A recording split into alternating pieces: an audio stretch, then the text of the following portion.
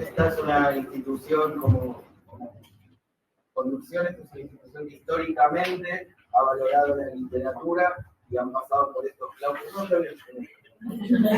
Han pasado por estos claustros especialistas de todas las épocas, ¿sí? de los autores importantes de la Argentina. Nombro a Beatriz Campizano, por nombrar alguna, o Alicia Sáenz, y se van formando unos a otros hasta tener el equipo que tenemos hoy de profesores jóvenes que heredan todo ese bagaje y siguen estando en las aulas.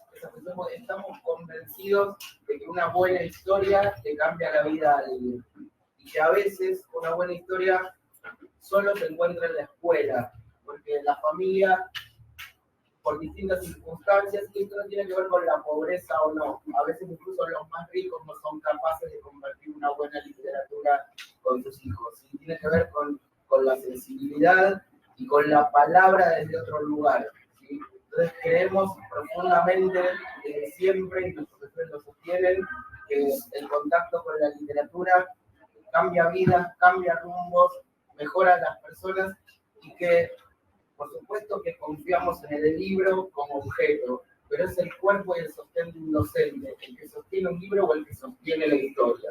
Y seguimos abogando por eso, porque es derecho de las infancias.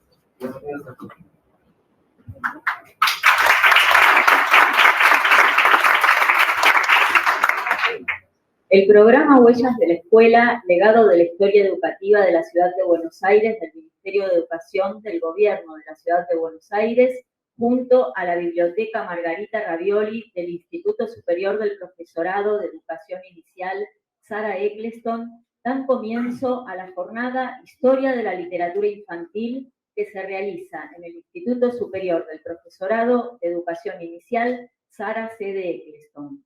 La jornada Historia de la Literatura Infantil es un encuentro preliminar de futuros proyectos que pone en diálogo los recorridos académicos de las escuelas y sus fondos documentales, las investigaciones de las instituciones de nivel superior y a los expertos en la historia de la literatura infantil.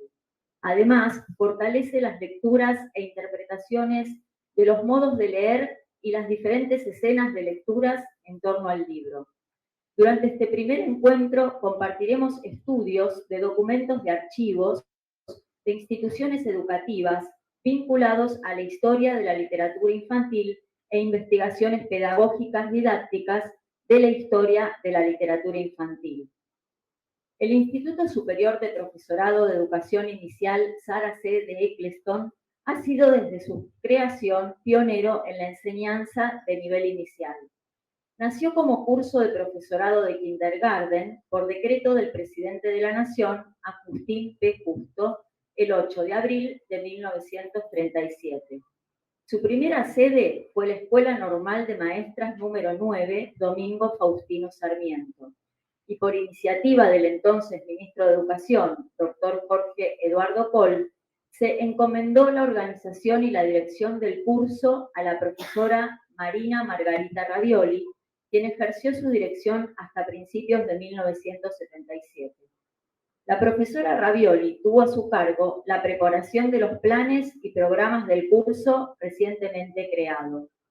En 1938, el Estado destina al profesorado la propiedad sita en la avenida Alvear entre las calles Agüero y Austria, Quinta Unzué. Posteriormente, el profesorado se trasladó a su propia sede, ya que se le otorgó la residencia presidencial ubicada en Libertador y Agüero. A partir de ese momento se le denominó Escuela de Profesorado Sarah C. Eccleston y se le anexó como Departamento de Experiencia Pedagógica el Jardín de Infancia Mitre.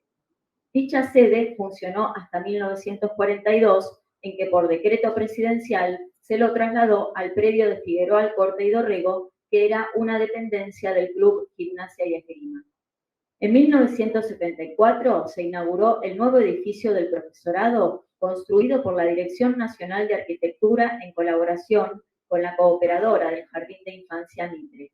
Este proyecto fue realizado por el arquitecto Adolfo Storni y la dirección estuvo a cargo de la arquitecta Marta Caprile. El Instituto y el Jardín de Infancia Mitre están ubicados en Dorrego 3751, entre las avenidas Figueroa Alcorta y Lugones. En la actualidad, el profesorado cuenta con una matrícula de aproximadamente 1000 alumnos. Transitaron sus aulas las profesoras Beatriz Capizano, Eve San Martín de Duprat, Amalia Lodi, Cristina Friche, entre otras.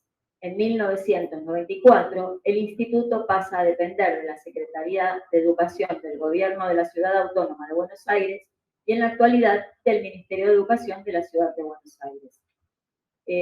Bueno, presentamos y damos la bienvenida a todos y María Pía Bárbara, la rectora, no sé si quiere dirigir algunas palabras de nuevo. Bueno, igual vamos a hacer una breve reseña. María Pía es profesora y licenciada en sistemas, ha escrito libros y artículos sobre TICs e infancia, coordinó propuestas y programas de capacitación docente en relación a las tecnologías, ha realizado experiencias innovadoras en el Jardín Mitre, que forma parte de la unidad académica junto al profesorado Eccleston, donde actualmente es rectora. Y Fabricio Origlio, el vicerrector, es profesor y licenciado en educación con un magíster por la Universidad Católica de Cuyo. Actualmente es profesor de juego en el Instituto Superior de Profesorado de Educación Inicial Sarah Eccleston. Ha dictado cursos y seminarios en distintos países como España, Perú, Venezuela y México. Es autor de más de 20 libros, muchos de los cuales son referencias curriculares en todo el país y Latinoamérica. Entonces, bueno, vamos a pasar con los siguientes oradores, que son Marcela Pelanda y Marcelo Bianchi. Primero vamos a contar que el programa Huellas de la Escuela trabaja en la recuperación de los manuales escolares. Están entre sus principales objetivos sensibilizar a las comunidades educativas acerca del patrimonio cultural existente en las escuelas, promoviendo la creación de bibliotecas históricas y archivos escolares. A través de las investigaciones podemos reconocer perspectivas epistemológicas de la lectura y los libros, reconociendo modos de leer a lo largo del siglo XX. La disposición de los cuerpos en las escenas de lectura de los manuales escolares nos ofrece datos sobre el valor simbólico del libro. El mismo pasó de ser concebido como una fuente de información del saber erudito a un objeto vinculado con el disfrute o goce estético de lo que se lee. Marcela Pelanda es licenciada en Ciencias de la Educación, profesora de enseñanza primaria, especialista en el movimiento educativo escolonavista de las hermanas Cosettini, obtuvo la maestría en didáctica de la UBA, es doctora en educación de la Universidad Nacional de Educación a Distancia de Madrid, diplomada en investigación histórica comparada en educación, la primera rectora electa en la Escuela Normal número 1, donde creó el primer centro de investigación para maestros, profesora de investigación educativa en la Universidad de San Martín y en la UCA. Publicó La Escuela Activa en Rosario, la experiencia de Olga Cosettini, capítulos de libros, revistas educativas y en sitios web. Organizó el Programa Nacional de Archivos Escolares, fundó y dirige el programa Huellas de la Escuela, legado de la historia educativa de la Ciudad de Buenos Aires, del Ministerio de Educación de la ciudad, integra la Sociedad Argentina de Historia de la Educación, miembro fundadora de la Red Iberoamericana de Patrimonio Histórico Educativo. Y Marcelo Bianchi es doctor en literatura comparada, especialista superior en literatura infantil y juvenil, licenciado en enseñanza de la lengua y la comunicación, profesor de castellano, literatura e historia, especialista en educación, en metodología de la investigación, diplomado en alfabetización. Ha realizado estudios de postdoctorado en el Centro de Estudios Avanzados de la Universidad Nacional de Córdoba y en la Universidad Santo Tomás, Colombia. Es vicepresidente segundo de la Academia de Literatura Infantil y Juvenil.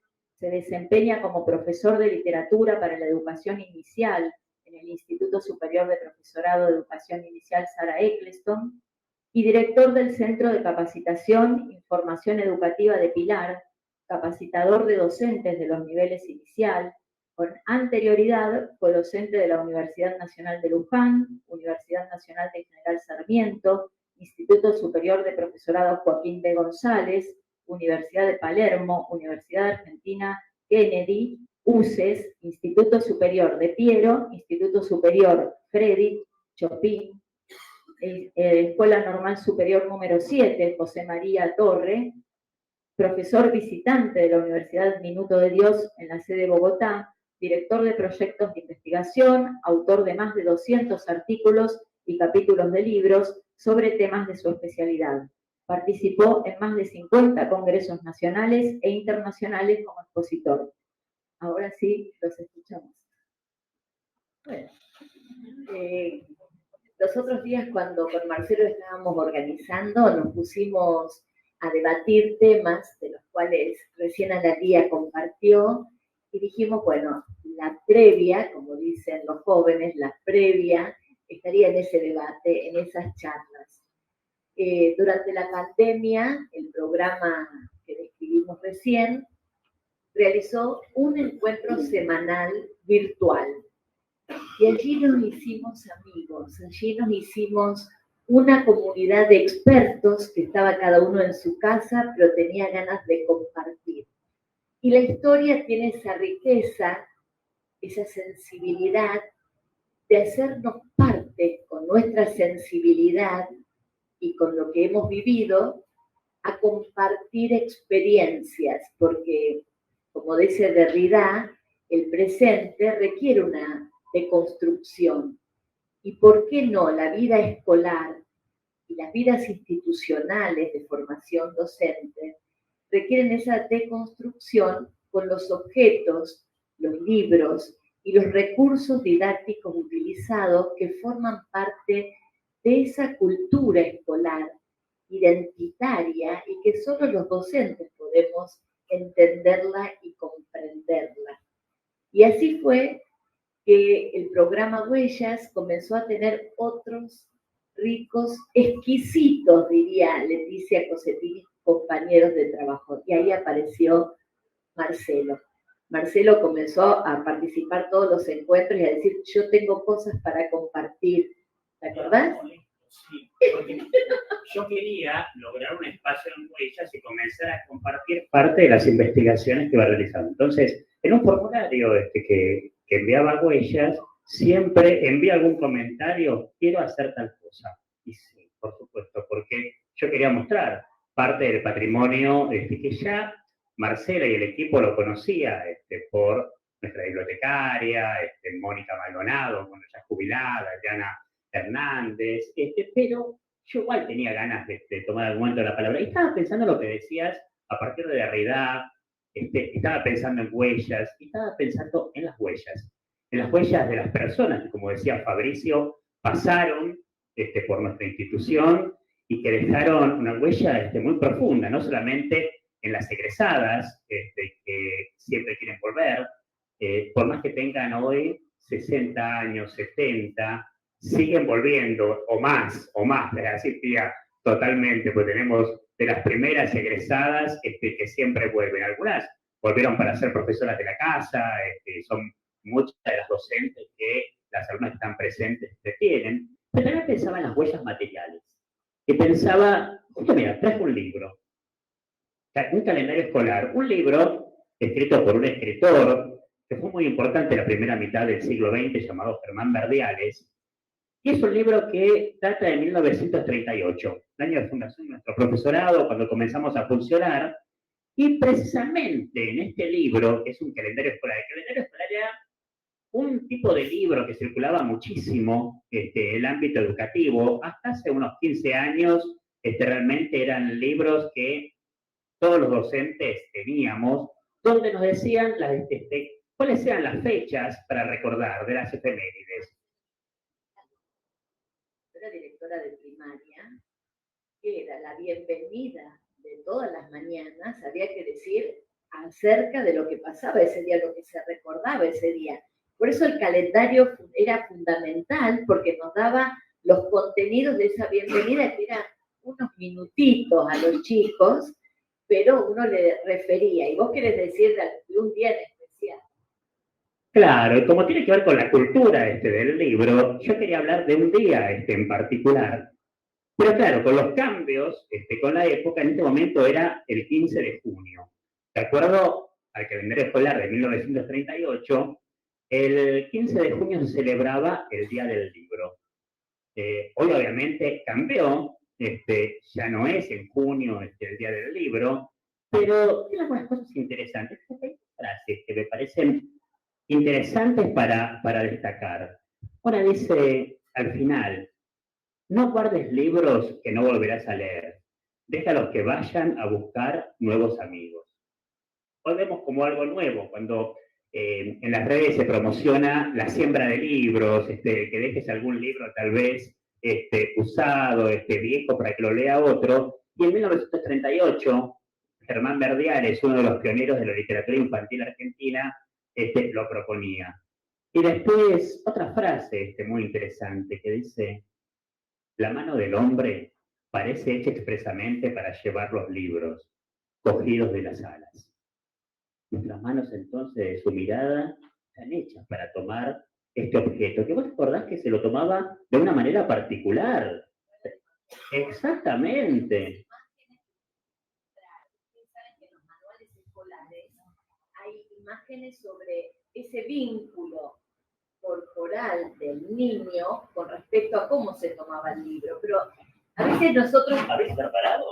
Y derechito, y la ubicación del libro, porque el libro nos estaba dando, Marcelo, ese saber erudito que de otra forma no lo íbamos a adquirir. Sin embargo, las imágenes que podemos ver hoy en los libros, el niño jugando con el libro. ¿Por qué? Porque ahí había otro objeto, es el disfrute del mundo que ese libro me promueve. Y después los otros libros que nosotros usamos en los profesorados, que están todos por marginalias, dedicatorias, ¿no? Cuando un profesor escribe un libro y le regala ese libro a sus estudiantes, esa dedicatoria, esa marginalia, esas cosas que guardamos en el libro como objeto, hablan de la historia o de las huellas del lector en ese libro. Por eso hoy vamos a hacer hoy va a ser un preámbulo, Marcelo, una previa de lo que vendrá el año que viene acá, y lo anunciamos con el Eccleston, porque Huellas, les queremos contar, es un programa que nació desde las escuelas de nivel superior, a contar su historia, y que en la historia material está la deconstrucción de la formación docente argentina, y cuál aún la de la capital. El año que viene, en unos añitos, cumple 150 años los terceros normales, el 1 y el 2 de Buenos Aires, que formó maestros para todo el país. Así que lo que tenemos en nuestras bibliotecas históricas, custodiadas por excelentes bibliotecarios, por excelentes como los del Eccleston, nos permite custodiar en cada uno de esos libros los modos de aprender, los modos de enseñar, las sociedades de esa época, que es la deconstrucción de la de hoy, y que es identitaria a nuestra ciudad y a nuestro país. Por eso los invitamos a seguir escuchando en este encuentro, que es la previa de una gran jornada, de un gran congreso que haremos el año que viene, donde todos podrán presentar sus trabajos de investigación sobre la historia material de la cultura, de la educación de la ciudad de Buenos Aires. Y así como decías esto, Marcela, como queremos hacer un recorrido, fíjense, y ahora le voy a volver a dar a la colega el micrófono para que haga una presentación formal, pero nos propusimos hacer un recorrido muy particular, porque somos lo que somos hoy, y leemos lo que leemos hoy para los niños, por lo que fuimos, y gracias a pioneras que han escrito muchísimo. Y en escribir muchísimo, comienza la mirada comparativa a aparecer. Hoy tenemos la suerte de que nos acompañe un colega, tiene que ver, fíjate, con la virtualidad. Nos hicimos amigos con Carlos Rubio Torres, el doctor Carlos Rubio Torres, gracias a la virtualidad en plena pandemia, Y cuando hace 3 días que llegó a la Argentina, dimos el primer abrazo, era volver a encontrarme con un amigo que hacía tiempo que no lo veía, claro, no lo había visto en realidad en persona, pero era maravilloso terminar con esta virtualidad. Y él investiga en su país lo mismo que investigó su periodo histórico particular, que son los primeros 50 años del siglo XX, y una escritora muy importante que se llama Carmen Lira. Entonces yo le voy a volver a pasar el micrófono para que haga una presentación formal de Carlos, y mientras Carlos aquí vas pasando, así tomás ubicación. La lectura nos abre muchos mundos donde encontramos nuestro propio mundo. El libro pasó de ser un dispositivo de control culto a un objeto cultural al alcance de cada edad de la infancia, pudiendo acceder y manipularlo. Los cambios pedagógicos didácticos fueron los protagonistas de estas rupturas, tradiciones e innovaciones de la forma de concebir la literatura infantil. El doctor Carlos Rubio Torres, de la Universidad de Costa Rica, es escritor y educador costarricense. Ha publicado el poemario La vida entre los labios, los libros de cuentos Queremos jugar, Pedro y su teatrino maravilloso, el libro de la Navidad, La mujer que se sabía todos los cuentos, Las mazorcas prodigiosas de Candelaria Soledad, El príncipe teje tapices, El espejo de la patria, el Teatro Nacional de Costa Rica, Contando a la niñez, y la Danta en pasarela, así como las novelas Escuela de Hechicería, Matrícula Abierta y Papá es un campeón. Es licenciado en Educación por la Universidad Nacional y doctor en Ciencias de la Educación por la Universidad Católica de Costa Rica. Se desempeña como profesor de Literatura Infantil y Narración Oral en la Universidad Nacional y en la Universidad de Costa Rica. Ha fundado centros dedicados a la lectura de literatura infantil en escuelas públicas de San José, el Hospital Nacional de Niños y en centros educativos situados en la zona indígena de Talamanca, El Limón. También ha escrito varios artículos dedicados al estudio de la literatura infantil en revistas universitarias. Ha participado en encuentros sobre promoción de la lectura, narración oral escénica y literatura infantil en más de 10 países de América Latina y España. Su obra fue reconocida con el Premio Joven Creación en 1984 y el Premio Carmen Lira en Literatura Infantil en 1990, ambos otorgados por la editorial Costa Rica. La escuela Huachipelín, situada en el cantón de Escazú, provincia de San José, fundó la Biblioteca Carlos Rubio en el 2013, el Premio Lámpara Dorada del Colegio Internacional Canadiense por su labor educativa en 2018. Se le otorgó el Premio María Eugenia Dengo de Acción Social en el área de Ciencias Sociales en el año 2019 y el Premio Nélida Norris a la trayectoria en literatura infantil otorgado por el Instituto Literario y Cultural Hispánico de Argentina en el 2022. En el 2016 se incorporó a la Academia Costarricense de Lengua como miembro numerario en la silla letra O. Actualmente es el secretario de la Junta Directiva de Sadopta Corporación y vicepresidente de la editorial Costa Rica. Doctor. Muy amable, muchas gracias. Un gusto compartir con cada uno de ustedes. ¿Me escuchan bien? ¿Sin micrófono? Sí. Bueno, prefiero trabajar así y también ir pasando las láminas. Aparte de hacerles saber el inmenso gozo emocional, personal, lo que significa estar en Argentina, que no viene al caso en este momento, es un encuentro académico, pero que realmente es un país en el que me he sentido ligado desde la primera infancia, por venir de una familia en la que se escuchaban tangos, en las que las voces de artistas, de músicos, películas que salían de este país se hicieron muy cotidianas, ¿verdad? En un contexto muy íntimo, muy familiar. También decirles ese maravilloso encuentro que significó la amistad intelectual y personal con el doctor Marcelo Bianchi Bustos en el contexto de pandemia y que realmente hemos compartido tantos intereses en común. Yo vengo de un país muy pequeño. Para que ustedes tengan una idea, Costa Rica está situada en Centroamérica. Lo digo siempre porque a veces nos confunden con Puerto Rico, que es una isla. Entonces, eso, y no tienen, además, no crean que usted diga, es bueno hacer la aclaración.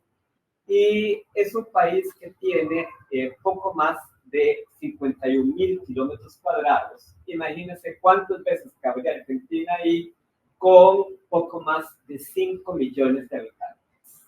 Así pues que es un país muy, muy pequeño. Y vamos a hablar sobre una obra fundadora de la literatura infantil, Los cuentos de mi tía Panchita, de Carmen Lira. Cuando buscábamos referencias acerca de la primera edición e incluso motivaba a la editorial Costa Rica, que es la editorial del Estado, a conmemorar el centenario de esta obra, de repente me entró un susto.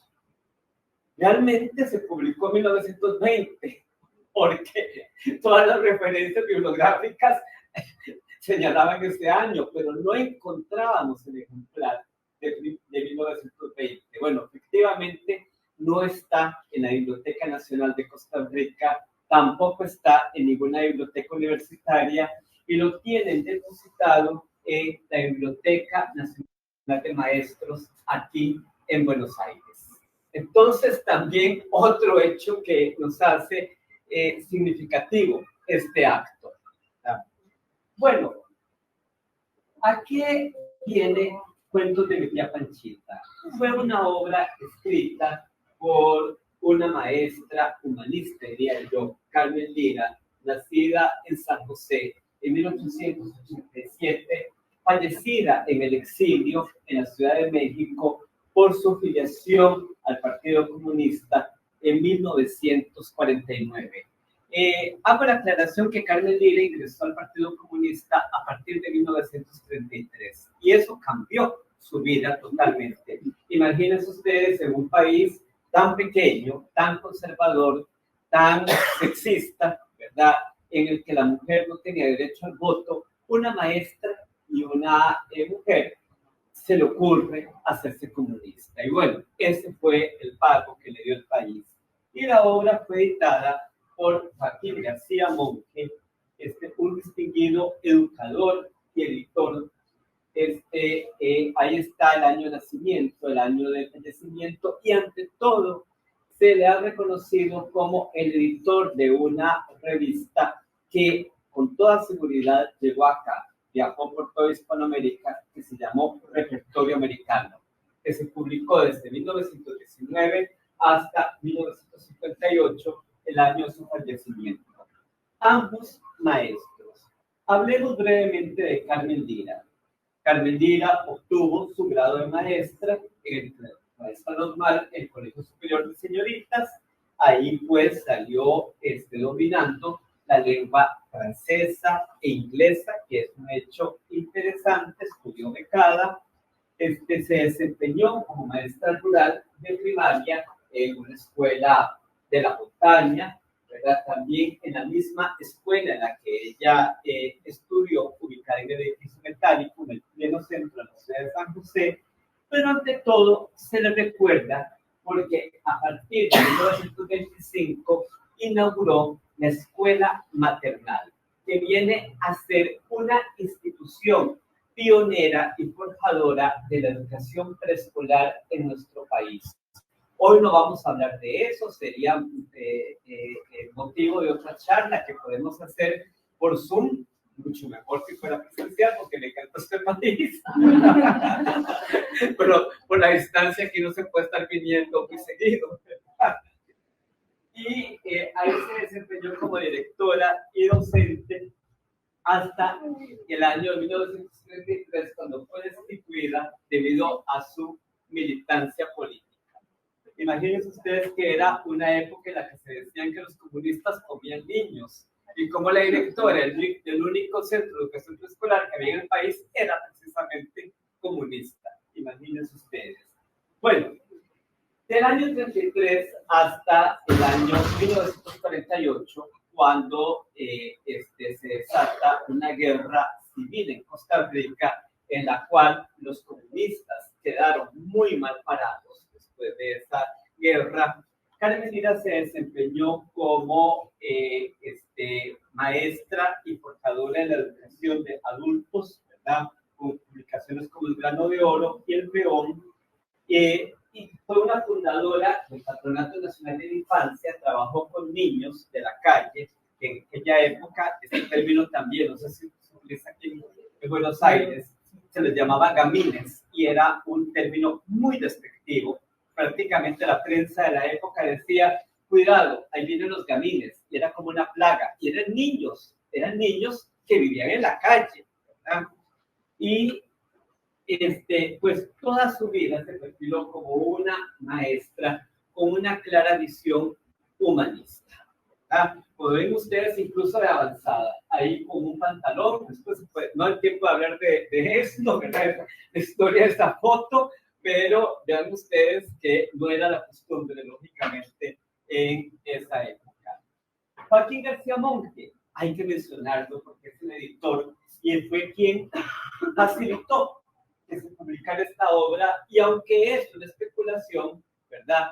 Es posiblemente también quien dio las condiciones para que esta obra llegara a Buenos Aires y se guardara aquí, lo que no hemos hecho los costarricenses, ¿verdad? Y me dieron un poco de tranquilidad. Sí, se publicó en 1920. Bueno, don Joaquín García Monge estudió en el Instituto Pedagógico de la Universidad de Chile durante 4 años. Este es un hecho relevante, porque estudiando en Chile, eso le permitió a él trasladarse a Uruguay y participar en un Congreso del Niño, así se llamaba en esa época. Y en ese Congreso del Niño se enfatizó la importancia de que los maestros tuvieran una formación en literatura infantil. También se desempeñó como profesor en diferentes instituciones del país, ¿verdad? Y fue director de la Escuela Normal de Costa Rica. En unos segundos voy a hablar, unos minutos, sobre esa institución, para no detenerme acá en eso. Y como les dije, el repertorio americano es su obra más conocida. Si ustedes quieren echarle un vistazo al repertorio americano, todo está digitalizado en la página del Sistema Nacional de Bibliotecas de Costa Rica, y también hay un depositorio de la Universidad Nacional de Costa Rica, ¿verdad? Bueno, García Monge fue un defensor de los ideales de Herbert, Spencer, Pestalozzi, ¿verdad? Entre otros, también difusores de las ideas de Luis. Ahí lo tenemos con Gabriela Mistral, por ejemplo, guardó una amistad intelectual muy grande con la poeta chilena, e incluso logró que ella fuera a visitar Costa Rica en 1971. Para que tengan ustedes una idea, muchos de los textos emblemáticos de la Mistral se publicaron por primera vez en el repertorio americano, ¿verdad? Ahí están plantando un arbolito, que por cierto estoy defendiéndolo, ¿verdad? A toda costa, porque este árbol es gigantesco, ya ahora casi centenario, y escribiendo artículos en los periódicos y demás, para que la gente tome conciencia del árbol, ¿verdad? Pero eso es todo. Bueno, con base en la idea de Martín, él creyó fielmente que el hombre, la mujer, pues no tenían otra razón de ser más que abocarse por el humanismo, y García Monge nació para ser maestro, como indica el filósofo Arnoldo Mora. Hablemos ahora de la Escuela Normal de Costa Rica, porque hay que situar ese contexto para entender el surgimiento y la publicación de una obra como Los Cuentos de mi tía Pachita. Durante el siglo XIX, ¿verdad? Costa Rica, una nación joven como todas las nuestras, Costa Rica se independizó de España en 1821, empezó como una república en 1848, tuvo una fuerte influencia, lógicamente todavía de ideas venidas de Europa durante el siglo XIX, y la educación prácticamente en ese siglo XIX estaba tutelada por alcaldías, por municipalidades. Bueno, a partir de la década del 80 del siglo XIX, se crea una Secretaría de Educación Pública, que hoy conocemos como Ministerio de Educación Pública, y la formación de maestros descansaba, por sobre todo, en centros, en instituciones de educación secundaria. Pero ya se decía a finales del 19 y principios del 20 que esa formación era muy deficiente. Incluso se dice que los estudiantes aprendían geografía con mapas que contenían países que ni siquiera existían ya, cosas de ese tipo. Entonces, en 1914, por decreto, se crea una institución que realmente fue de avanzada, fue revolucionaria, que fue la Escuela Normal de Costa Rica, situada en la provincia de Heredia.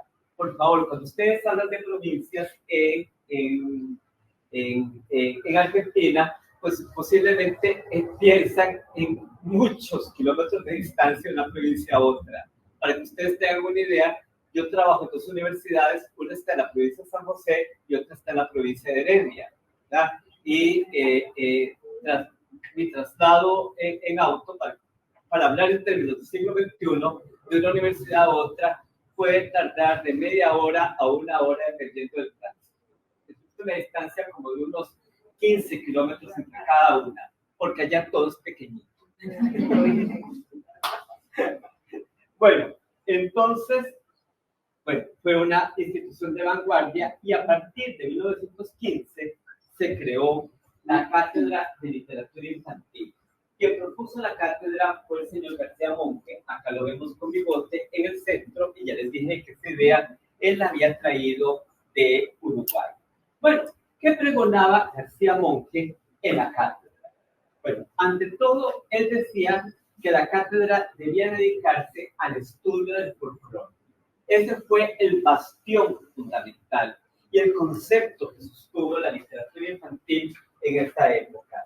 Y decía que si los escritores de ese momento no encontraban el folclore del propio país, entonces que buscaran el folclore de otros países de Hispanoamérica.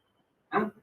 También esta cátedra sostuvo otros pilares, como fue el estudio de lo que se consideraba los grandes clásicos de la literatura infantil. Hoy hemos encontrado otros hallazgos que obras relativamente nuevas para ese momento y hoy muy conocidas para nosotros como Peter Pan o Pinocho se estaban difundiendo en la cátedra y entraban en esa categoría de clásicos. Y también los libros escritos especialmente para los niños. Adela Ferreto, quien pasó primero como alumna de esa cátedra y luego fue profesora de la cátedra, la señora de la izquierda. Y cuando digo izquierda, no solamente de la izquierda en la foto, también piensen en términos políticos, ¿verdad? Siempre a la izquierda, ¿verdad? Don Joaquín no, pero Carmen Lira, que de la Ferreto sí, decía que al fin y al cabo la vocación era una sola, el alma humana, venero de toda creación poética y artística. ¿Qué se entendía por folclore? Primero que todo, ante un especialista como el doctor Bianchi Bustos, me fue, no lo veo, me escondió, ¿verdad? Decir esto porque es una pasión de él, ¿verdad? Pero hay que irse al término, el concepto que se manejó en la época, y era el que manejaba el anticuario inglés, ¿verdad? William John Thomas, ¿verdad? Quien era pues un vendedor de antigüedades, ¿verdad? Y de la palabra inglesa folk, ¿verdad? De pueblo. Entonces él empezó primero que todo a llamarlo como antigüedades populares e instó a recopilar canciones, cuentos, adivinanzas, leyendas y demás, ¿verdad? Casi que aquello en un principio como un pasatiempo, pero ese pasatiempo, ¿verdad?, se fue convirtiendo en materia de interés de universidades y centros de estudios. Y eso permeó la literatura infantil del siglo XIX y principios del siglo XX. Una de las figuras fundamentales, o dos de las figuras fundamentales en esta materia, podríamos hablar de muchísimas, lógicamente, y que también tiene relación con los cuentos de la tía Panchita, es la de los hermanos Grimm, que como bien sabemos, pues empezaron a publicar en Alemania sus famosos cuentos infantiles del hogar a partir de 1812, ¿verdad? y que también sabemos que no todos esos cuentos fueron, ¿verdad? O se podrían dirigir hoy en la niñez. Son más de 200 cuentos recopilados. Bueno, ¿qué pasaba en Costa Rica por mientras? Esta mujer visionaria, Carmen Lira, muy joven, imagínense ustedes que nacida en 1887, para 1913 publica junto a otra educadora llamada Lilia González una revista para la niñez. No es la primera que se hace en Costa Rica. La primera se llamó El Mundo de los Niños, publicada en 1899, pero lamentablemente no se guarda, no hemos encontrado un solo ejemplar de esa revista. Esa revista sí, circuló en una primera época de 1912 a 1913 y en una segunda época de 1923 a 1924. ¿Por qué se dejó de publicar? Bueno, curiosamente, en la medida en que se van acercando los finales de cada una de las épocas, aparecen llamados en la revista a que la gente pague las suscripciones, porque es un proyecto que no se puede sostener. Y pues también eso nos evidencia la ausencia de personas lectoras que había en ese contexto. ¿Qué se publicaba en San Severín? Artículos didácticos, por ejemplo, sorprende que en la primera época se explique cómo hacer un teléfono casero. Imagínense ustedes en 1913, y yo estoy buscando el tiempo para hacer el teléfono de Carmen Lira, ver cómo funcionaba, porque no lo he podido hacer, me da una gran curiosidad, ¿verdad? Y también textos literarios vinculados al folclore y los cuentos maravillosos. Todo San Severín también está disponible en la página del SINAVI. Por si ustedes, quien tiene curiosidad, se descarga cada revistita como un PDF, y mi computadora yo ando San Severín completa. Cuando me dicen algo, yo inmediatamente casi ya de entrada, aquí lo tengo. ¿Qué se publicaba en San Severín? Estos cuentos, bueno, por ejemplo, cuentos de terror, ¿verdad? De los hermanos Grimm, de Fernán Caballero, que era una señora, ahora vamos a hablar de ella, Gabriela Mistral de Chile, Carlos Luis Sáenz de Costa Rica, escritor muy importante que también pasó por la cátedra de literatura infantil, de la cátedra, Hans Christian Andersen de Dinamarca, y María Fernández de Tinoco, esa señora firmaba con el seudónimo Paicán. Muy interesante esta mujer, nota al margen, porque fue una mujer arqueóloga, era científica, imagínense ustedes también para la época, pero que se le cobra, que fue la esposa de un dictador, ¿verdad? Entonces a la pobre se le ha tapado su obra, pues prácticamente por las prácticas políticas de su marido, y que tuvo que exiliarse con su marido. Y bueno, prácticamente la señora desapareció, pero la obra de ella es muy interesante. Bueno, vamos a ver que en San Severín aparecen los primeros cuentos de Tío Conejo a partir del número del 1 de mayo de 1913. Esos cuentos aparecen como arreglos, no aparecen firmados, y nos hace pensar por el tipo de construcciones gramaticales que estos cuentos fueron elaborados por Carmen Lira. No son los mismos que están en los cuentos de Mejía Panchita, son otros. Por eso yo hablo de un Tío Conejo apócrifo, ¿verdad? Porque no son los muy conocidos de los cuentos de Mejía Panchita. Por ejemplo, se recurre al lenguaje popular. Pero Tío Conejo pensó, ¿a dónde irán a parar esas mieles? No me la hace buena. Y así le contestó que estaba muy mal de los pies y que no podía caminar. Esto en el cuento El caballo de Conejo, ¿verdad? O esta otra, ¿con qué esas tenemos? Ahorita mismo voy donde la niña Turita Conejo y le contaré vagabundos y grandes tales portuarios. Hago la aclaración, allá en Costa Rica se le llama niña a la maestra, ¿verdad? Es como aquí decir señorita, ¿verdad? Entonces, niña Turita es la maestra, ¿verdad? Son formas de ustedes muy, ¿verdad?, propias, y eso también dificulta. Yo lo he comentado mucho con don Marcelo, ¿verdad? Si se nos dificulta, por ejemplo, hoy en día a los costarricenses conocer un poco el lenguaje de esta época, porque se están recurriendo a cantidad de arcaísmos, y modos en desuso, ahora leer la obra en el extranjero cuesta todavía más.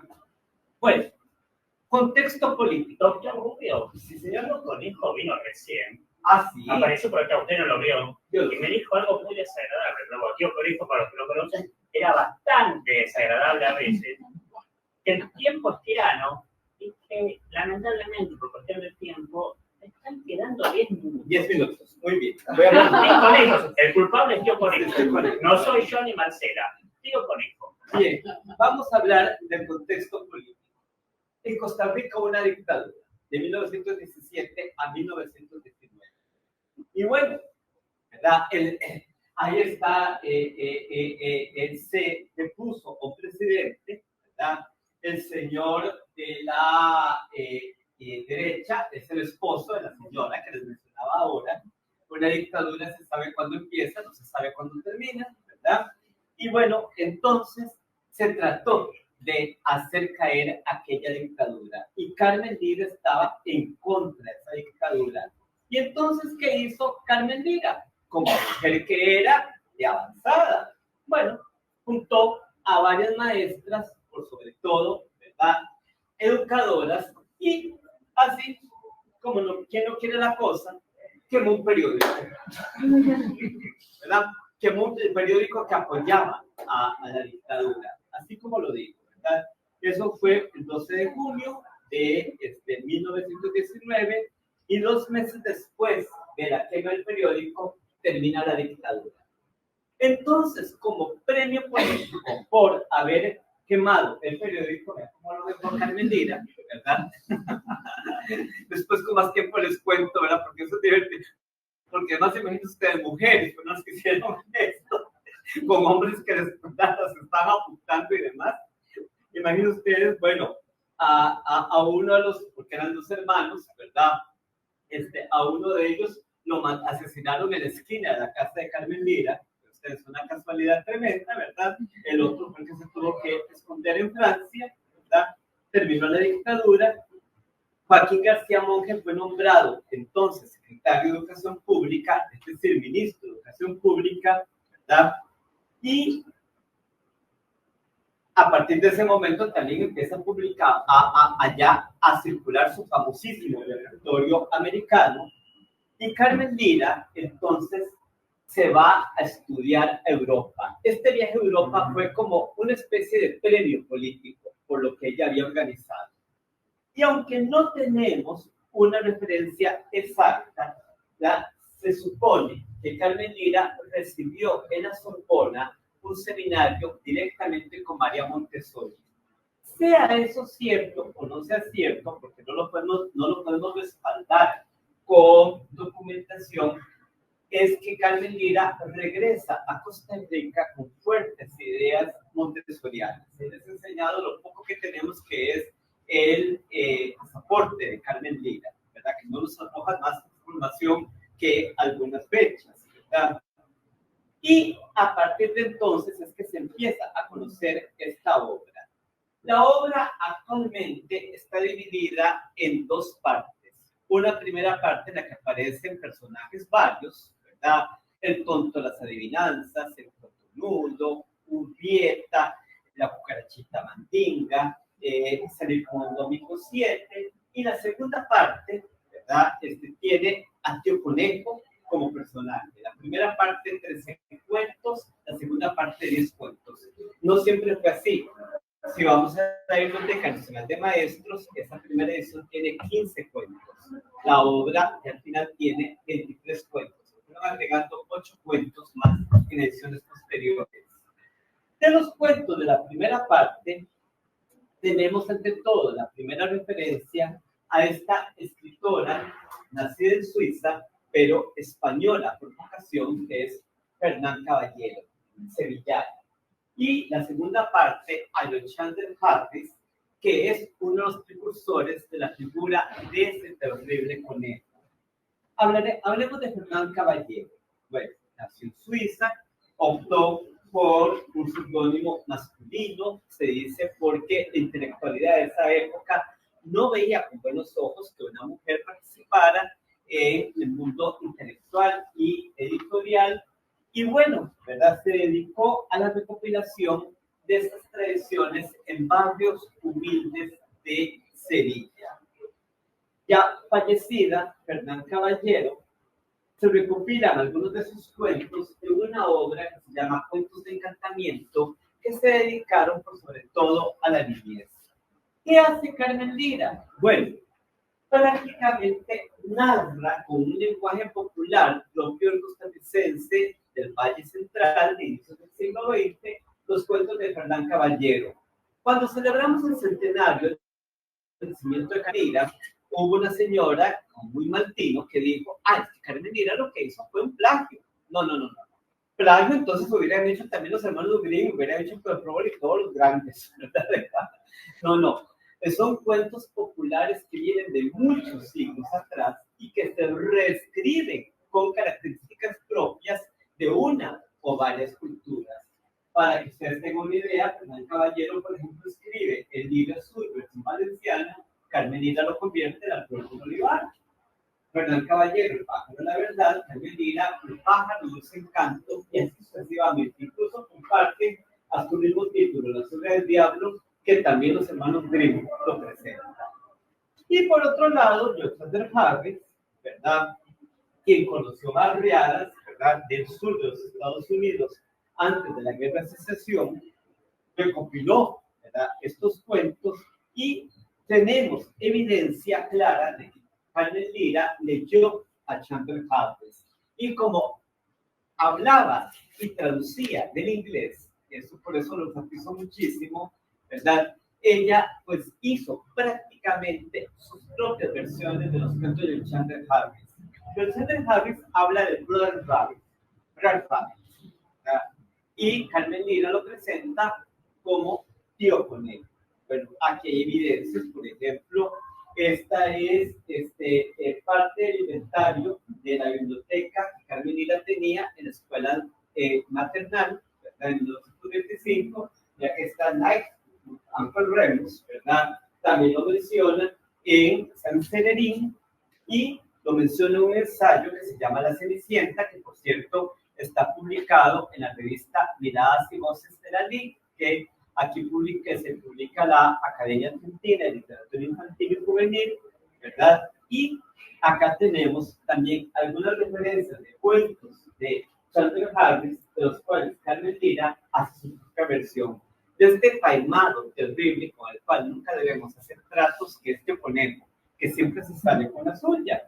Bueno, vamos entonces a decir, para tranquilidad, también que en repertorio americano se anunció la aparición de este libro que está guardado acá en la Biblioteca Nacional de Maestros. Prácticamente esa es una nota publicitaria que hace don Joaquín García Monte.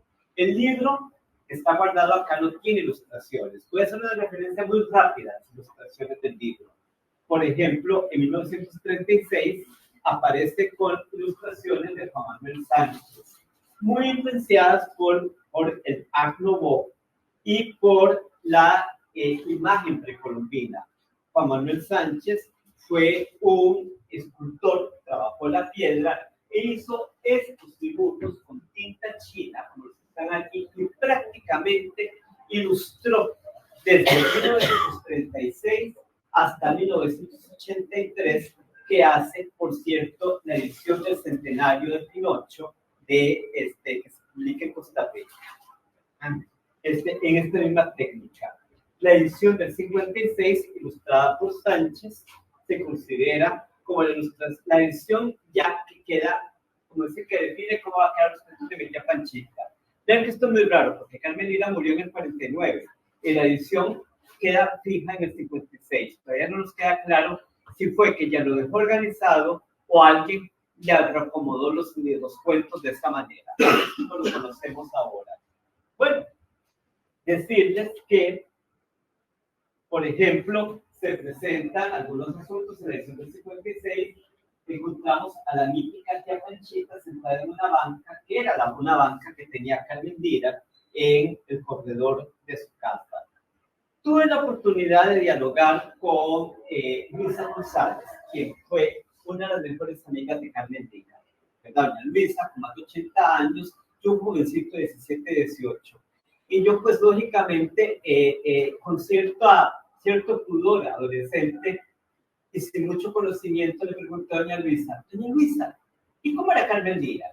Y ella me dijo, vea, mijito, vea la caricatura de Enrique Jaime. Así como él la dibujó, así era ella. Bueno, así la presento yo, ¿verdad? También aquí con mucho respeto, ¿verdad? Hubo ediciones posteriores, como la de 1966, ¿verdad? Que rescata las ilustraciones de Sánchez, y a partir de 1971 ya se empiezan a subsanar las huellas de la guerra que llevó a Carmen Díaz al exilio. Se crea una biblioteca infantil en el kiosco del Parque Central de San José, lamentablemente hoy cerrada, y aquí debo decir que estas fotografías las tomó doña Graciela Pellizzari, argentina, porque tú teníamos fotos del interior de la biblioteca, y termina siendo también una argentina que nos da las fotos. O sea, Argentina es como el archivo de este libro. Y se hace también la primera edición estatal de los cuentos de mi tía Panchita. Hugo Díaz, un caricaturista político, hizo una edición a finales de la década del 70, y la arquitecta Ruth Angulo hizo recientemente esta edición en colores, que es muy apreciada por los niños de la actualidad, porque ya les hablan un lenguaje mucho más moderno. ¿Ah? Bueno, tenemos una edición del centenario, ¿verdad?, que se publicó en 2020, y vamos a cerrar acá, porque estas son referencias posteriores a Carmen Díaz. ¿Por qué leemos estos cuentos? Bueno, en tiempos como los actuales, en los que se vincula la literatura infantil con la búsqueda de lo que se considera políticamente correcto, encontramos que esos cuentos son tremendamente incorrectos.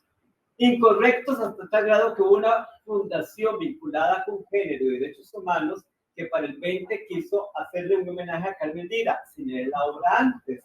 Y de repente se dan cuenta que Carmen Lira dice en el cuento: hombre, pegale a tu mujer, no dejes que ella mande la casa. Cosas que uno asusta, ¿verdad? Tremendamente.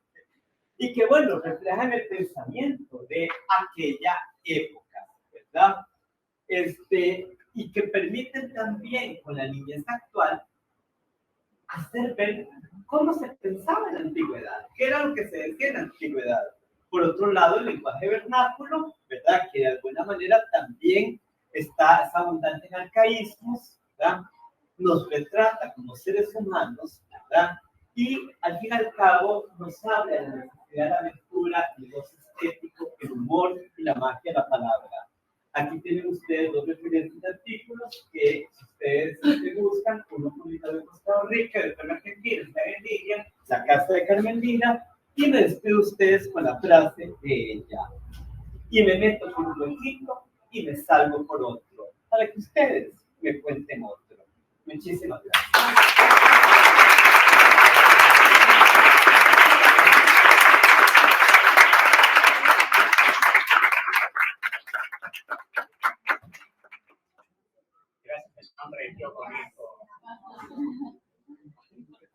Muchísimas gracias. Escucharemos ahora a la doctora María de los Ángeles Lescano, miembro de la Academia de Literatura Infantil y Juvenil, quien hará referencia a su trabajo Zunco, Vigencia y Herencia de las Infancias Salaga.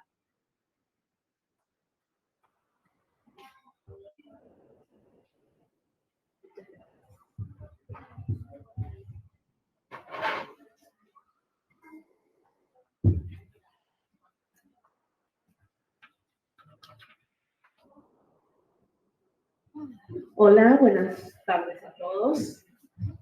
¿Cómo están? ¿Bien? Bueno, agradecida a través del profesor Marcelo Bianchi Busto por esta invitación y feliz de estar en esta institución de la cual él me habló tantas veces. Yo voy a tratar de meterme en el huequito del profesor, ¿verdad? ¿Se acuerdan que él dejó un huequito para otro texto? y tratar de compartirles esta investigación de manera muy sucinta, que nació el año pasado en la diplomatura infanto-juvenil de la era digital de la UNCTA, en la cual cursé, y fue mi profesor acá, Marcelo, en uno de los módulos, y nació esta investigación allí, para después formar parte de una inscripción y del equipo de inscripción de la Cátedra del Seminario de Literatura Infanto-Juvenil de la UBA, con la profesora Mirta Gloria Fernández. Bueno, Jorge Washington Ábalos solía decir que uno no se va definitivamente de los lugares que amó. Y el objetivo es contarle que esta novela, Junco, es el texto más amado y reconocido del escritor Jorge Washington Ábalos, publicado en el año 1949. Ábalos, que se reconoce maestro bichero y narrador salvaje, está considerado como uno de los escritores más trascendentes de la literatura y de las letras de Santiago del Estero, mi provincia. Fíjense que a la altura de ese privilegio se encuentra Bernardo Canal Feijó, Ramón Gómez Cornet, Manuel Gómez Carrillo. Tampoco hay que dejar de lado que Ábalos dejó sus primeros aportes a la ciencia colaborando con el doctor Salvador Massa, quien estudió la enfermedad provocada por las bichucas. Trabajó también junto al Premio Nobel de Medicina Bernardo Kusai en la búsqueda del suero antiarácnido. Lo cierto es que Jorge Washington Ábalos nació en la ciudad de La Plata el 20 de septiembre de 1915 y falleció en Córdoba un 28 de septiembre de 1979. Pero vivió sus mejores años, según él, en Santiago del Estero, donde fue maestro rural y también, lo que señala su biografía, inauguró ese oficio de científico entomólogo. Y este estudio que yo les traigo ahora, que se llama Vigencia y Herencia de las Infancias Yalaca, tiene que ver también con una relectura que hago de Junco.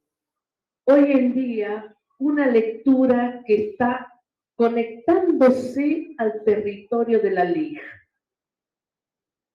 Muchos de los aquí presentes se habrán preguntado, pero ¿qué es eso de las infancias yalacas? ¿A qué alude? Resulta ser que no es solo la denominación de esta investigación que les comparto, sino que también Junco viene a poner en escena una novela que al leerla da cuenta de un testimonio de una infancia diferente, distinta, de la que podemos encontrar en los textos de la literatura infantil. Con lo cual no es mi idea ahora debatir en estos minutos, ¿verdad?, la definición del concepto de la LIG o de las literaturas infantiles, sino que esta mirada apunta a construir, casi diría de manera abarcativa e integradora, en relación a aquellos textos que se vinculan a la LIG y que pertenecen al sistema de la literatura argentina. En este caso, las infancias yalaca remiten al término que Washington Ábalos emplea para denominar a los niños que habitan alrededor o al costado del río Salado. Yalacos, así les llamaba él en quichua. Cito, y acá es importante que observemos cómo Jorge Washington Ábalos inicia su texto de una manera y un peso afectivo importantísimo. Dice así al lector: Te entrego a Junco y te entrego pequeños retazos de su vida de niño campesino, vividos en su monte nativo y en la escuelita rural. Los niños de quienes aquí te hablaré son changos santiagueños, pastores de la pequeña majada de sus padres. Niños que encontrarás en cualquier región de nuestra provincia. Estos son changos saladinos, chalacos ribereños de ese río esquivo que junto con el dulce no alcanzan para el gigante sediento que es Santiago del Estero. Fin de la cita. Evidentemente podemos allí comprender y apreciar el eros pedagógico de Ábalos.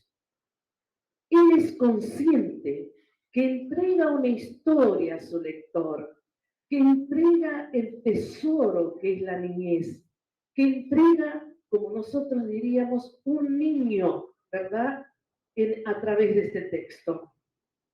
Es curioso, fíjense ustedes que Ábalos va a escribir esta novela después de haber abandonado la docencia en el año 1943, la que ejercía en el campo. El libro va a escribirse en 1948, pero se va a publicar en 1949 por la editorial La Raza en la ciudad de Tucumán. Y para que nos ubiquemos en ese marco de las infancias chalacas que yo quiero compartirles y llevarles en este breve viaje, lo que digo es que Ábalos narra su Junco y Junco es el protagonista, es ese niño que lleva el mismo nombre de la novela, que en quichua significa el más chiquito. Fíjense ustedes, el contexto que rodea Junco es el monte pencoso, de una naturaleza enmarañada, con un bestiario donde abundan víboras, arácnidos, arañas, pumas, alacranes, etc. Es decir, todo aquello que nos significa peligro, pero que es peligro también para el niño.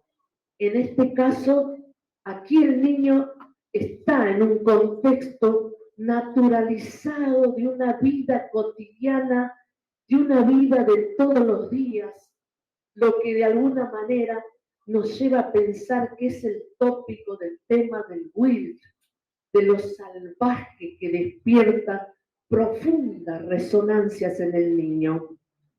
De hecho, el bestiario no solo será parte de una representación literaria de los textos de Ábalos, sino de su propia vida.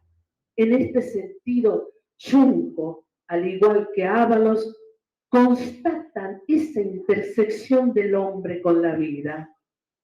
La novela, les cuento, enlaza 14 capítulos. En esos capítulos también está incluido el epílogo, un breve diccionario en quichua, y la historia desarrolla un universo de una intimidad familiar de intersección entre Junco y sus pares, el resto de los niños chalacos, Junco y su maestro. No nos olvidemos de esta dimensión lingüística y cultural presente en el discurso, estudiada como hibridación, puesto que la mezcla del quichua con el español ha dado lugar a que los críticos, como Gerardo Lorenzino, en su artículo señale que Junco es una novela de formación o Bildungsroman, así dice. Fíjense ustedes en esta breve cita, escuchemos. Resulta que a Junco le entra una espina del binar en la rodilla. Es una espina de 10 centímetros. Y acá vamos a observar parte del español y del quichua, muy brevemente.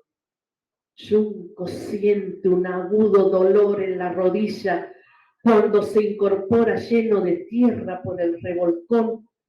Ve con espanto que tiene una gruesa rama de vinal con una enorme espina incrustada en la rodilla.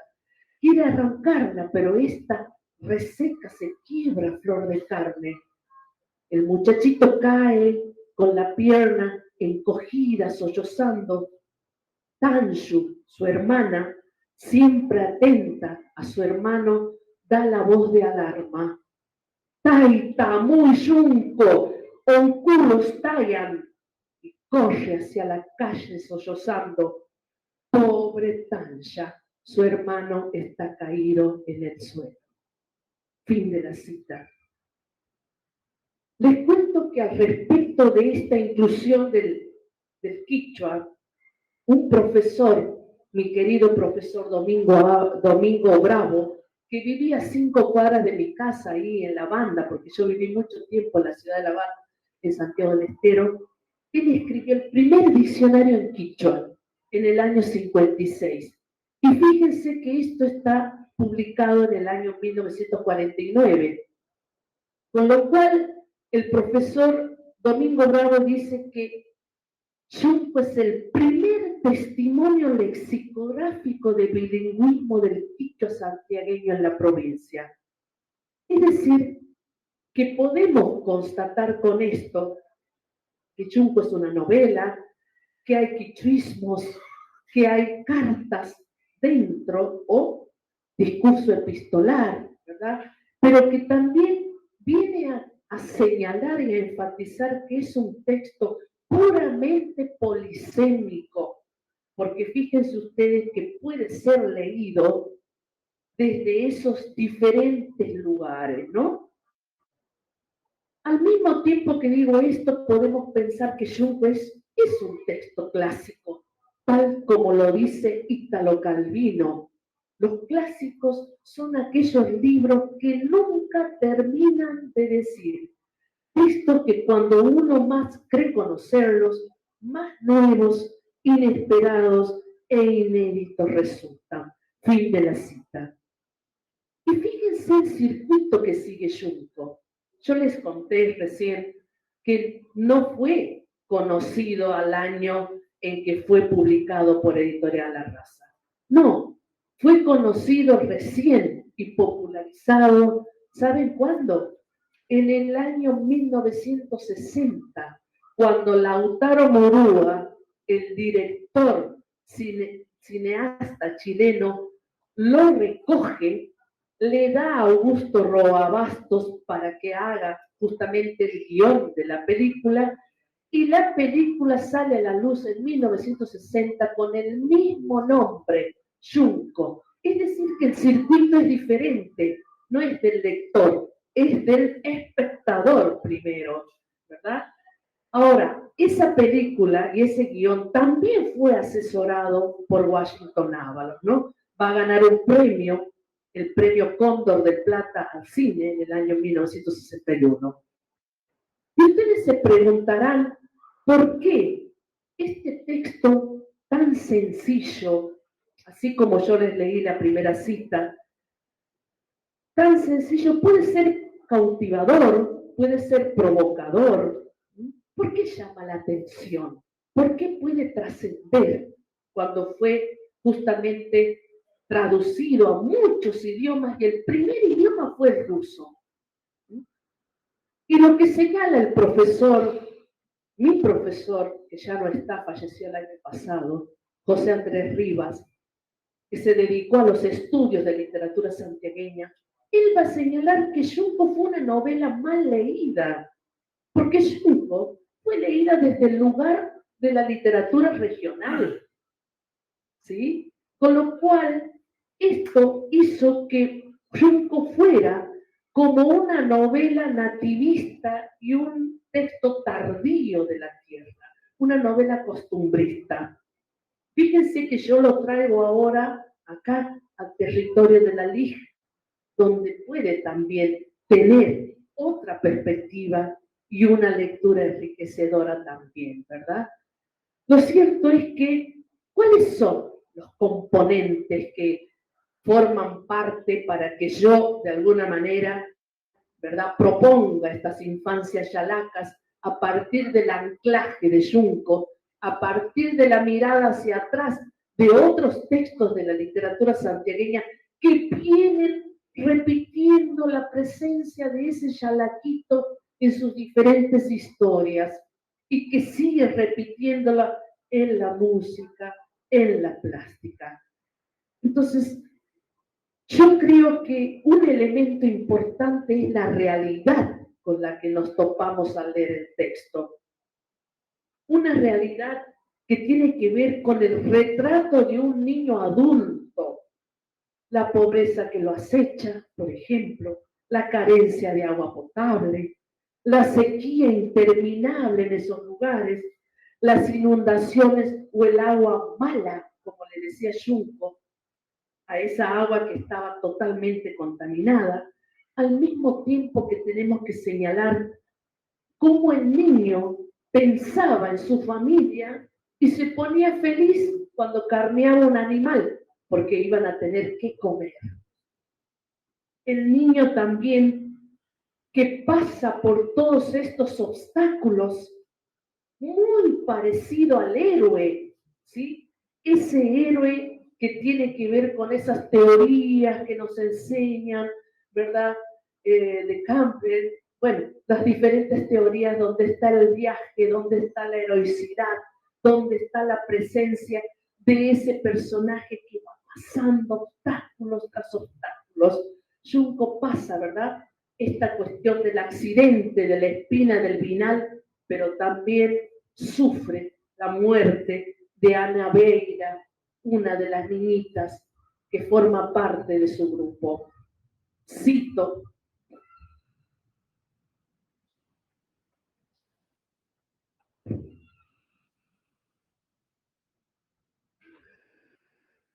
Ana Beira, te fuiste por ese río tan impaciente.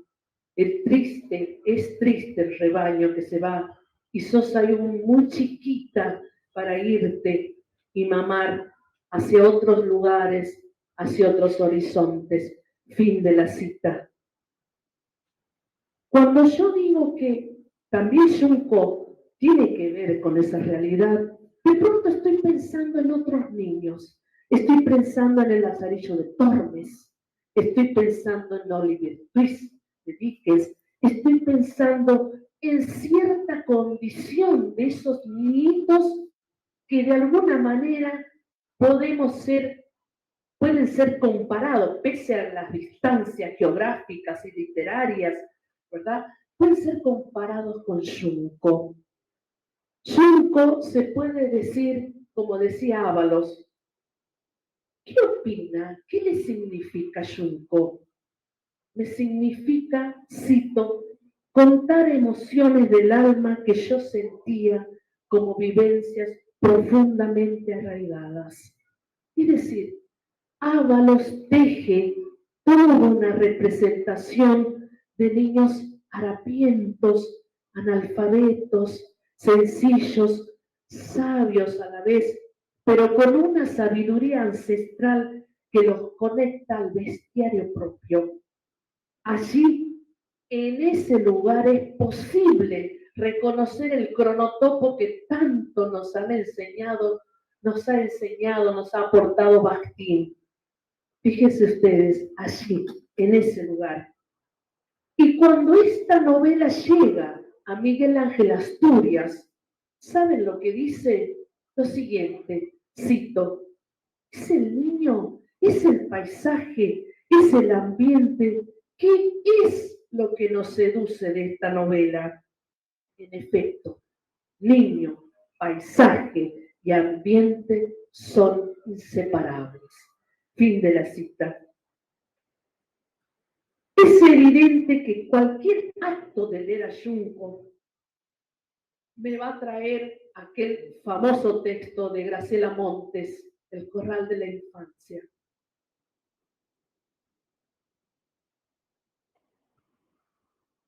Y nos preguntamos entonces a partir de ahí, o como decía Graciela Montes, ese bicho raro, la literatura infantil, es un campo aparentemente inocente y marginal, donde sin embargo se libran algunos de los combates más duros y más reveladores de nuestra cultura. Fin de la cita. Y en ese componente que yo les decía, podemos encontrar entonces la realidad, el viaje, el héroe, vieron todo esto que les vengo mencionando, ese héroe que también se va a parecer a algo de esos atributos que nos dejan los héroes griegos, pero la idea de que Junco es justamente un niño fuera del corral, como decía Montes, lo cual se trata de repensar en este tópico de ese niño chalaco salvaje, contenedor de fantasías del monte, pero no de esas fantasías estridentes que tienen otros textos de la literatura infantil. Y para terminar, me interesa, justamente para concluir, vamos a pasar 3 imágenes más, ¿sí? Acá, ¿qué implica ser chalaco? En el NOA, tiene que ver con qué implica ser ese niño con sus historias, con su bestiario, con su realidad, ¿no? Chalacos y changos fuera del corral, fíjense a dónde está Junco. El anclaje, ¿por qué Junco? Porque fue el texto más conocido de la literatura, el que más se conoce de la literatura argentina, ¿no? Pero no fue estudiado dentro de la liga. Así que lo que yo observo, la mirada hacia atrás, otros autores de Santiago del Estero, como, por ejemplo, Horacio Germina Raba, como, por ejemplo, Blanca Irurzun, también Carlos Bernabé Gómez, con su novela Tolvanera, todos ellos conservan la presencia del changuito o niñito chalaco. Por supuesto, el criado Braulio, de Durval Abdala, Chalacos, otro texto de Ábalos que viene a ser el complemento de Junco, Gigilo, otro autor amigo mío que actualmente es ingeniero en la Universidad de Santiago del Estero y publicó estos cuentos. Es decir, que lo que voy observando es toda una línea que recorta y abarca las infancias chalacas. Y por último, fíjense, Junco existió. Benicio, que ahí lo ven, palavecino, vivió acá en Buenos Aires siendo adolescente. Es decir, que había nacido en 1943 y justamente, 1923, perdón, y fue cuidador de caballos acá en el hipódromo de San Isidro. Vivió. Ahí hay un contacto fuerte con la realidad. Y me gustaría finalizar con un párrafo de Washington Ábalos. La verdad, Junco, es que uno no se ausenta definitivamente de ningún lugar donde haya vivido con el sentimiento. Uno se va quedando de a trozos en el camino, deja un pedazo de sí en el horcón de un rancho, en el recodo de un río, en un retazo del monte, en el afecto de la gente. Y por eso, cuando me acuerdo de vos, de los otros chicos, de los árboles, esos, siento como si algo me tironeara de atrás. Nada. Gracias. Gracias a ustedes, gracias por gracias Instituto de por esta invitación.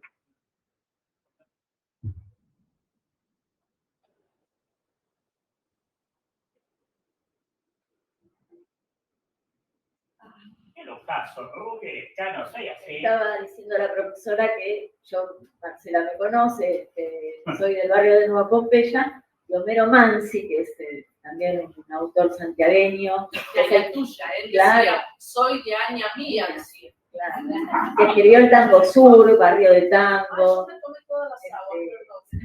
Él vivió en Pompeya. Les agradecemos muchísimo con toda sencillez de nuestra parte su presencia, la presencia del doctor. No sé, Marcelo, Marcela, si quieren La verdad que agradecer dar por este finalizado. espacio, la verdad, que compartan ustedes, la verdad, la hermosa charla. No, nada, era como para cerrar, no extenderlo mucho, sino agradecer y bueno, que sepan que el Eccleston, cuando quieran, podemos organizar otras charlas, que en general solemos organizar algunas, así que bueno, van a estar siempre bien. Gracias a ustedes por estar. Decimos con Marcelo que continuará, Bueno. porque esto es, como dijimos hoy temprano, la previa. Seguirán las otras, y especialmente la bibliotecaria y ludoteca del Eccleston da por la apertura del próximo encuentro para el año que viene, y por supuesto que la literatura, como decíamos con Marcelo, son nuestros mundos, son los otros mundos, y eso es lo que nos hace movilizar en cada uno de los textos que leemos a nuestros niñitos, y así vamos a continuar el año que viene. Esto fue la Gracias, doctor Carlos Rubio, Carlos querido, María de los Ángeles, por traer la palabra desde la humildad, de la sencillez, pero muchísimo nivel académico. Y fíjense una cosa, yo mencioné a Verdiales, que era un maestro que se dedicó a escribir. Ellos dos hablaron de dos maestros escritores, como en esta época hubo maestros que trascendieron las fronteras, trascendieron la frontera del aula, ¿no? Y nos legaron el arte de la palabra, una palabra maravillosa y con obras que los invito a leer, las chicas, chicos, porque, bueno, Carmen Lira la tenemos, ayer una de nuestras alumnas lo recibió a Carlos narrándoles un cuento, ¿por qué el conejo tiene las orejas tan largas?, adaptado a nuestro español rioplatense. Y Junco formaba parte de nuestras escenas de lectura, es decir, los que tenemos algunos añitos más que ustedes, lo hemos leído, lo hemos disfrutado, entonces tenemos que recuperar este pasado. Y bueno, gracias porque fue una lección realmente lo que nos dieron. Gracias por esta cátedra.